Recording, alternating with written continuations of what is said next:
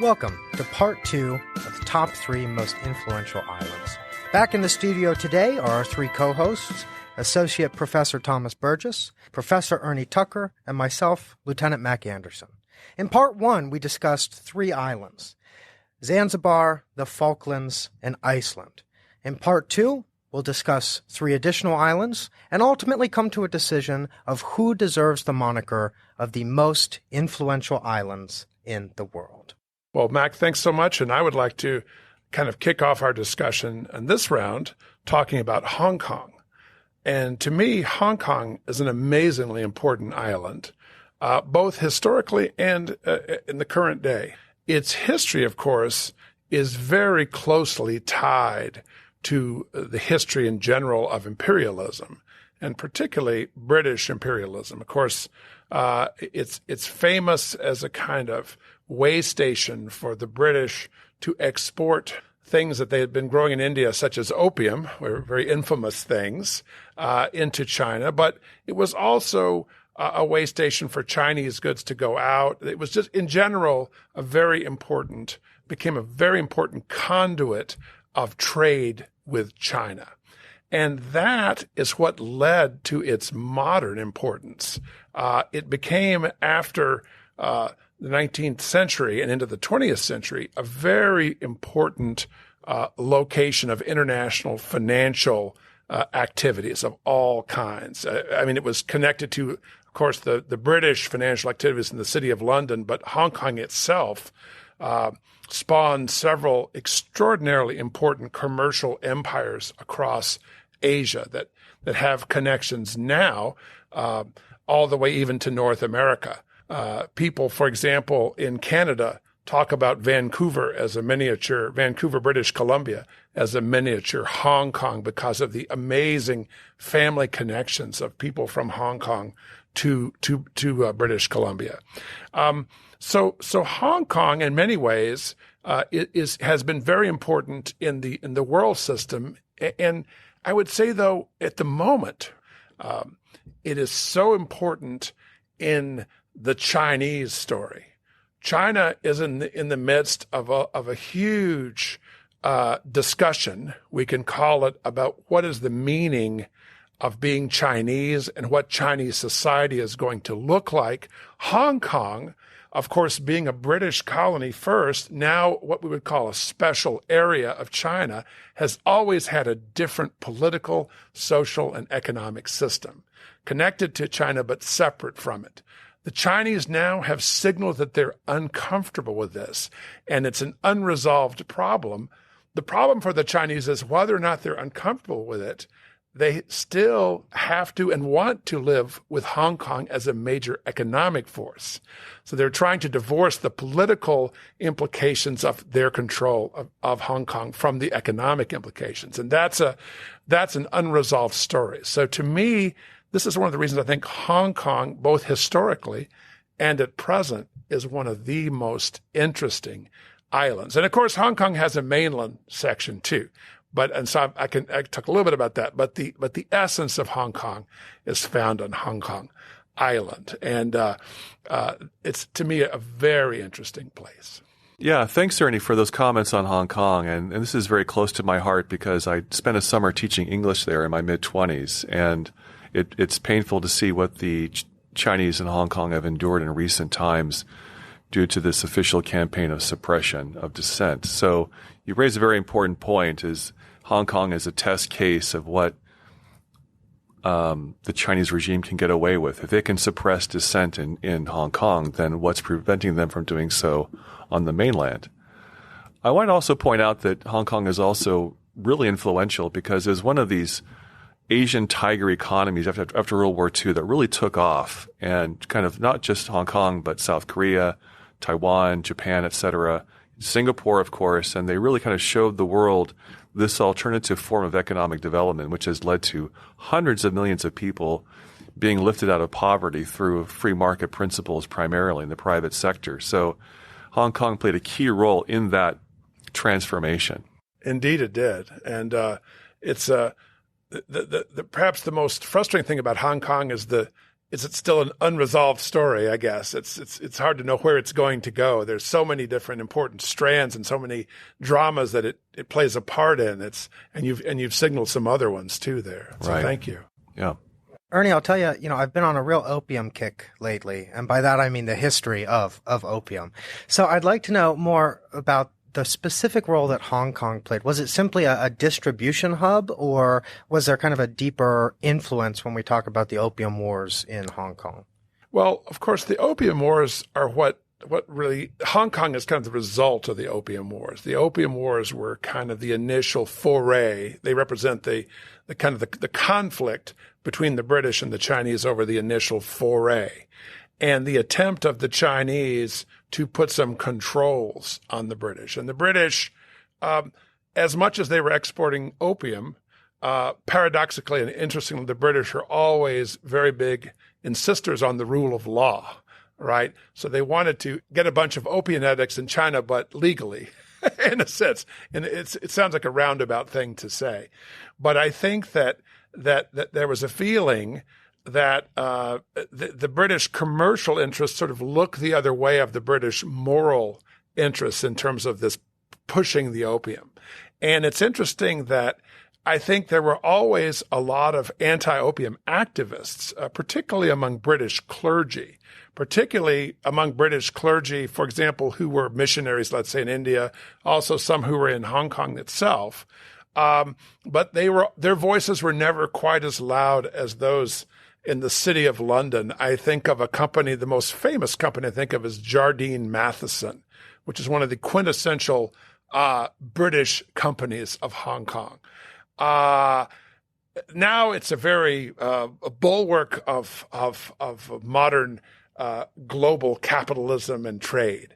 There are other chapters in the story going back to the 19th century that are interesting in terms of their shedding light on this somewhat nefarious opium commerce that they had a part in. So it's a complicated, multi-part system, and I think it's a very good question. The British themselves were torn. So quite interesting to think about. Yeah, one of the things I have my students read is the letter from Commissioner Lin to Queen Victoria talking about opium. And he very, very powerfully brings up this idea of it's illegal in your own country. You don't let your own people do this drug, and yet you are so insistent on bringing this into our country, selling it. And at one point, I believe the British, the East India Company was actually giving away free opium pipes to the Chinese population as a promotionally. That's a good system for peddling drugs, but morally quite questionable. So I just find the history of opium, China, and colonialism to be fascinating. It is. It's not just the British; it's the Americans as well. I mean, the opium that the Americans sold in Hong Kong was grown originally in Turkey, apparently, and it was shipped across the world by American merchants. So that there's an American component of the story as well. Right. America was also sending missionaries there as well, sometimes on the same ships as that were transporting opium. Right. And the tension between those two visions of how we connect with the world is such a fascinating thing that perhaps all these islands, there's an element, but in particular with Hong Kong, you see it. You see it as a kind of focal point.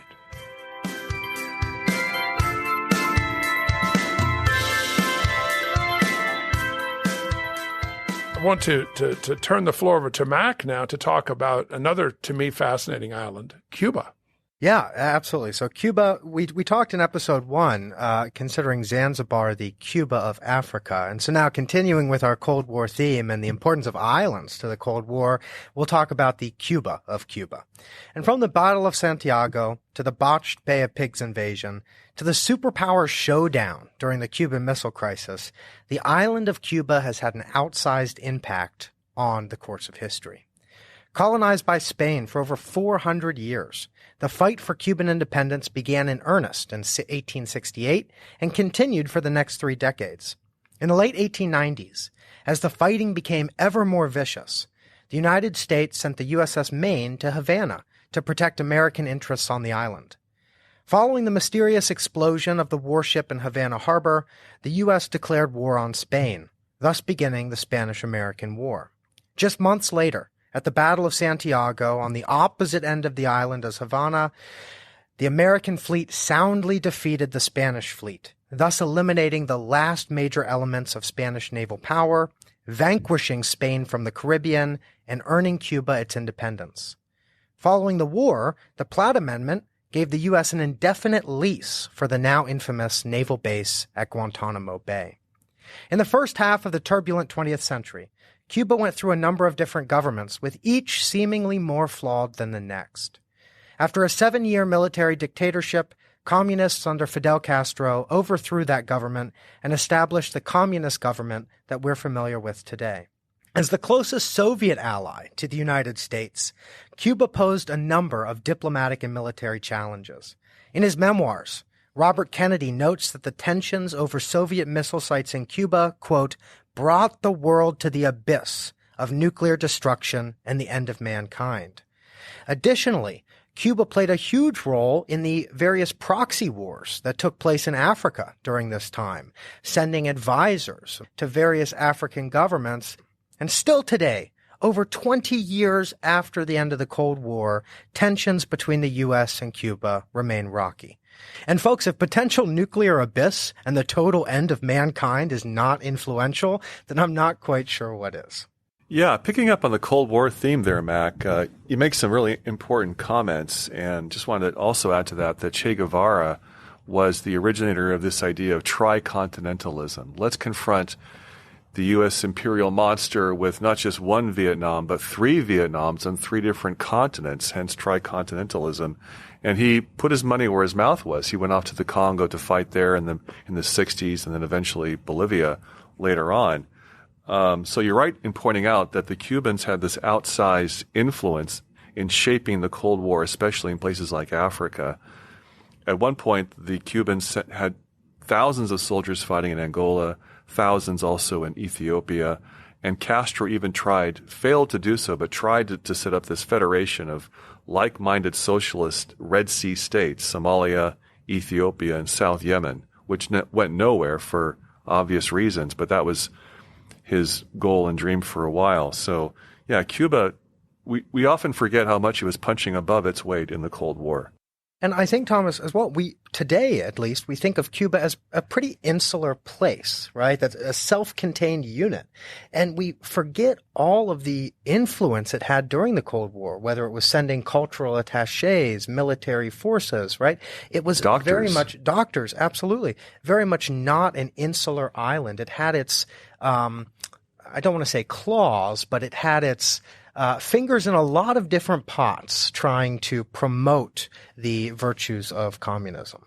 Yeah, I think these are all great points. I'm intrigued by your mentioning of the 400 years of Spanish colonial heritage.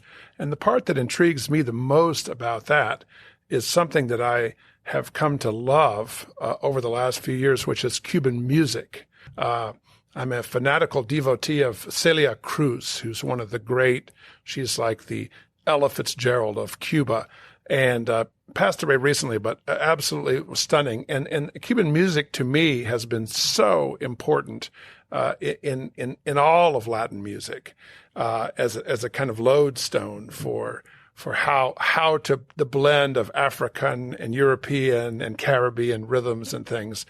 And I wonder, how this connects with Cuba's place in the world, because you're right. I think in terms of its political influence now, it's kind of limited. But again, I think about on the streets of any borough of New York City, the impact of Cuban music is heard every minute almost. It's such an important piece. And this is, of course, with all due respect to the other incredible Latin traditions such as Mexican and South American, but Cuban has that kind of very special cultural place in the Latin musical heart. So maybe any thoughts on that? Yeah, I mean, I'm not 100% sure why it's had such an outsized cultural influence, but it's very clear that it has. Whether it's New York, like you mentioned, of course, Miami, even other places in Latin America that do have their own very unique cultural and musical scenes are adopting some forms of this Cuban tradition. And there's just something clearly appealing on a mass level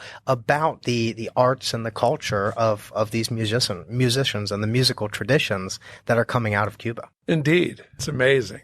And there's also this musical dialogue between Cuba and Africa that can be sort of emphasized a bit more. Certainly, Africans have learned from Cubans and vice versa. It's this wonderful exchange across the Atlantic. A two-way street. Exactly. Very much so. If you go to,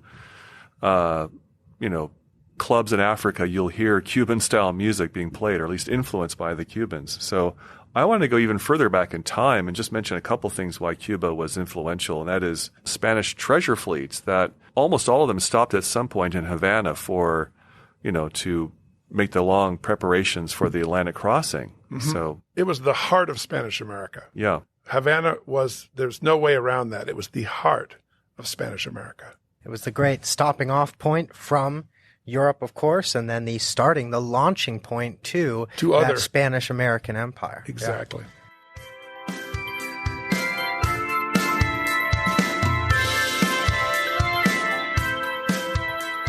All right, and now we're going to have Thomas take us to the sunny shores of the Mediterranean and discuss Sicily with us. Yeah, so Sicily makes my list because of its location astride the trade routes of the Mediterranean. And as a battleground for kingdoms and empires since ancient times, Greeks settled along the eastern coast in the 8th century BCE, and Syracuse was one of the largest cities of the Mediterranean with a population of 250,000. Dominant in the west, however, was the city-state of Carthage. Based in what is now Tunisia, the frequent wars fought between the Greeks and Carthaginians eventually attracted the notice of the Romans, who then fought the Carthaginians for control of the island. This was the first of 3 wars between 2 rising powers, Rome and Carthage, which decided the fate of the whole western Mediterranean.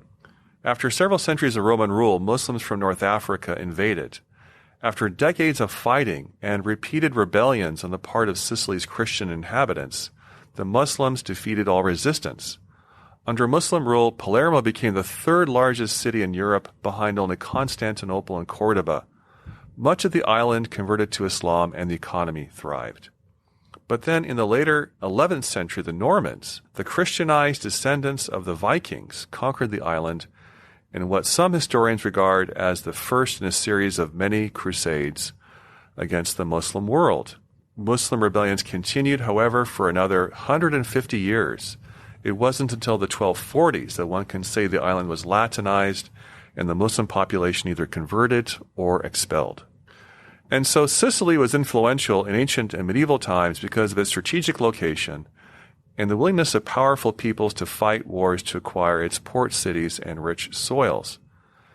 To some extent, this went on in later centuries as dynasties from what is now Spain, Germany, France, and Austria also contested the island before its eventual unification with Italy in the 1860s. It's such an interesting story with Sicily. And I think the most fascinating part for me, there are 2 things that I think are really fascinating. One would be Sicily as a place where there was this interchange, in fact, of knowledge and learning from the Middle East to Europe, particularly in the courts of these Norman kings of Sicily. The other part is a little more nebulous, and that has to do with the fact that Sicily is part of Italy, but yet all the Sicilians I know and many of the people from the mainland of Italy don't consider it to be really part of Italy.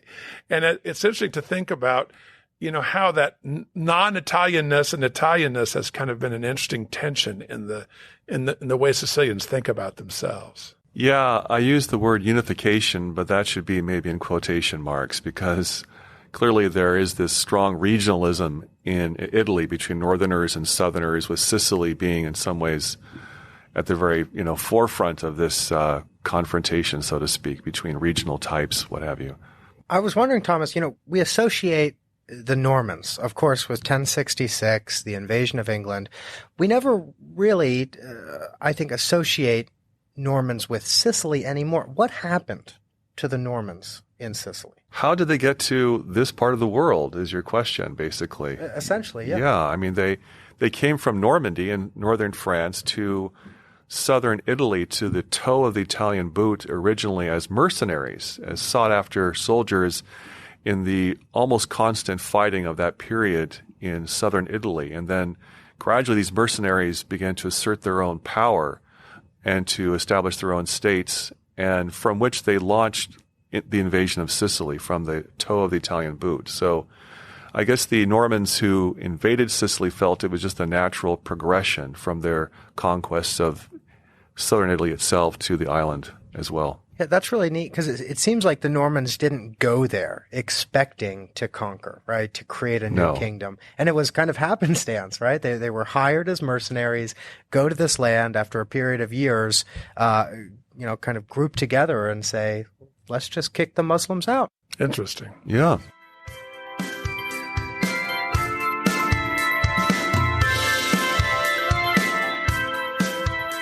I think we've got some really neat entries on this list. We've discussed Sicily, Cuba, Hong Kong, and of course in episode 1, Zanzibar, Iceland, and the Falklands. So now it's time to think about criteria, right? What do we consider as some defining characteristics of what makes an influential island?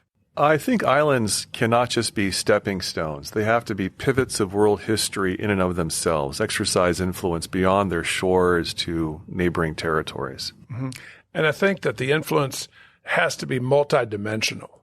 That is to say, not in just one dimension. There has to be an economic, there has to be perhaps a social, political, military, all the different dimensions of human life are included, because there are particular islands that might have a particular importance in a particular area, but the broader scope of importance in all the dimensions, I think, is really important. Right. Yeah. Something that not necessarily spreads across the entire globe, but clearly spreads beyond the borders of just the island and encompasses this kind of multi-domain impact on other peoples. You know, it's not just the population of the island being affected or having done something significant in history. It's getting that influence to others, right? Spreading that culture, spreading the benefits of a global economy, right? And having that outsized impact. I absolutely agree. Are some important defining criteria here. So by contrast, we have the island of Ibiza in the Balearic Islands in the Mediterranean, which is this huge magnet for European partygoers. And for them, it's probably a crucial life passage for them to spend a week or two raging in Ibiza, but that doesn't suggest any political or military influence. And for those in California, to take a sailing trip off to the Catalina Islands is a delightful thing to do. And speaking from personal experience, but to say that they have massive political, social, economic impact would be really an overstatement. Right. Yeah, having been in Rota, Spain for 4 years, I can certainly assure you that going to the club in Ibiza was a very important part of many sailors' experience. But I would agree, it simply doesn't match the criteria we're looking for here, which is going past that simple pleasure. It's about real world influence in multi-domains. So let's go ahead, Thomas, and start with you and your thoughts about what we might be able to cut or keep in these lists. Yeah, thanks. I've been looking over Ernie's contributions and just a few things to say. You know, what's not to like about Iceland, which was ranked by the Global Peace Index as the most peaceful country on the planet? And then even more fascinating, Iceland has a higher percentage of golfers than Scotland, where the sport originated. In fact, they have what is called the Arctic Open, which is held annually every summer solstice, where the golfers come from all over the world in their legions and golf all night long. I mean, that really puts Iceland on the cultural map of the world, if nothing else. But that said, I just can't believe that Iceland is as influential as some other islands we've discussed today, such as Hong Kong. I mean, Hong Kong, like we said before, has had this huge commercial economic impact, not just on its region, but the world in general, because of the model of economic growth, which was embraced by many people beyond its shores. It sort of showed how wealth could be created in post-World War II Asian society. I wanted to just spend a little time on what Mac had chosen, the Falkland Islands and Cuba. And both, I think, are fascinating. The Falkland Islands, I think he made a compelling case about how important they were both for the British and for the Argentinians in their respective political evolutions and transformations. That being said, his discussion of Cuba, though, really moved me because Cuba had this incredible importance in the Cold War, which seems to me now is just now beginning to shift to a new phase. I mean, Cuba is now definitely in a post-Fidel Castro mode.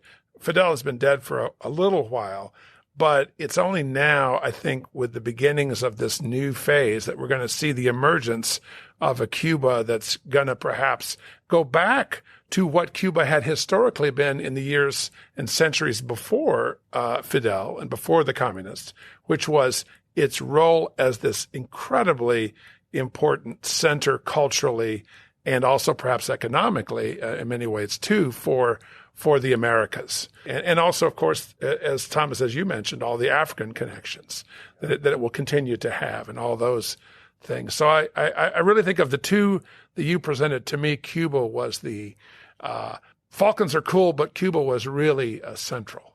Ernie, I absolutely agree. And I think listening to those or thinking back to those definitions and those criteria we laid out, Cuba clearly is a far better fit. And it's also exciting because, like you brought up, this idea that there could be more shifts. We might see more influence from Cuba as things start to change in the future. So I totally agree. Thomas, for your entries, looking over these, Sicily, of course, is near and dear to my heart, having operated in the Mediterranean for pretty much the last 4 years. And if we consider the Strait of Gibraltar kind of the gate to the Mediterranean, then you have to consider Sicily to be the kind of inner gate to the Eastern Mediterranean. It plays that critical role in geography. But talking about the impact of Zanzibar, not only in the 19th century, but also when we get to these debates over the Cold War and unification with Tanzania and some of the issues that we're seeing we saw in the 20th century, was, I think, really compelling. We see in Zanzibar, and to a degree in Sicily, but this cultural intermingling and this idea that islands can be the center of a truly global economy, whether it was traders from India, traders from Arab nations in Africa, traders from potentially Europe. And we see here that even ivory went as far as the Americas, right?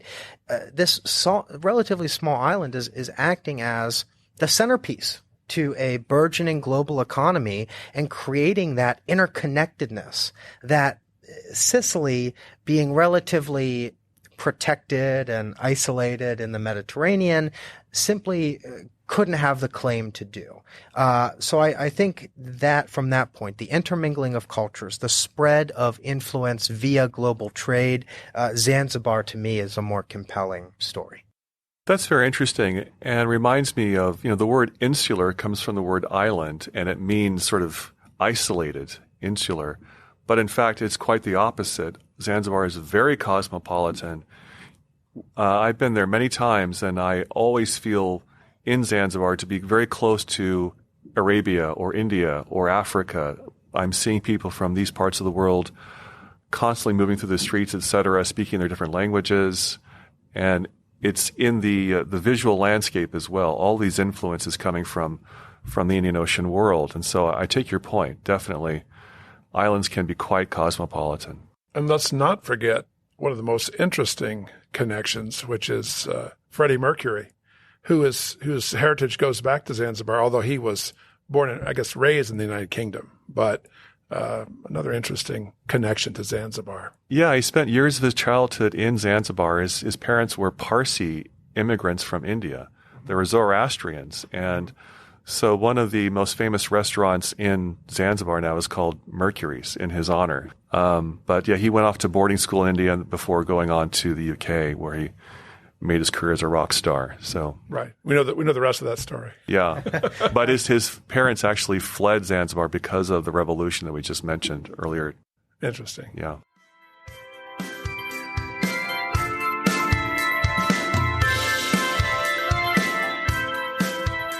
All right. Thanks, guys. Really great discussion. It is, to me, so awesome to hear about these different islands and really some unconventional ways in which we might consider something to be influential or have influence on others.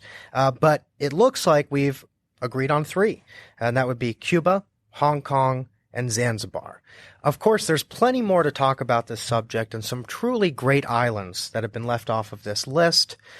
We'll save that for a round of beer between friends. We hope to have inspired you to discuss some of these historical events yourself, as there's always so much more to discover with these topics. From all of us here at the Naval Academy, thanks for tuning in. See you next time.